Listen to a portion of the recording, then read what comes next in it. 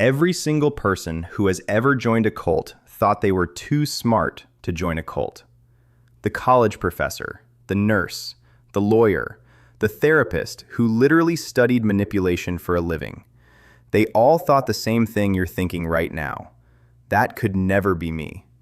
And that exact thought, that confidence, is actually one of the reasons it works.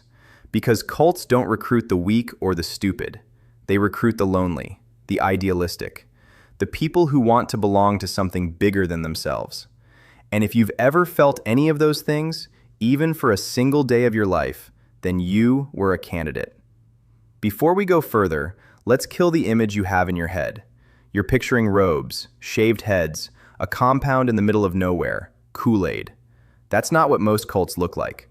A cult is not defined by what people wear or where they live. It's defined by a specific psychological structure, a set of tactics used to control how members think, feel, and behave. Robert Cialdini, Stephen Hassan, Margaret Singer. These are the researchers who spent decades studying cult survivors and mapped out exactly how it works. And what they found is disturbing. Not because cults are rare, but because the tactics they use are everywhere. In toxic relationships, in certain workplaces, in political movements, in multi-level marketing companies. The mechanism is the same, only the label changes. So let's talk about the mechanism. It always starts the same way.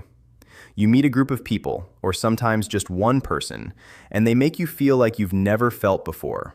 Seen, valued, like you finally found your people. They're interested in everything you say. They compliment you constantly. They invite you to things. They check in on you. They make you feel like the most important person in the room. Psychologists call this love bombing. And here's why it's so effective. It exploits a basic human need. Every one of us has a need to feel like we belong, to feel like we matter. That's not a weakness. That's just being human. For most people, that need is met imperfectly by friends, family, work, the way normal life works. But imagine you're going through something hard, a breakup, a job loss. You move to a new city. You feel disconnected. Now a group shows up and floods that empty space with warmth, attention, and belonging. Your brain doesn't process that as suspicious. Your brain processes that as finally. And the timing is never an accident. Cult recruiters are trained to find people in transition.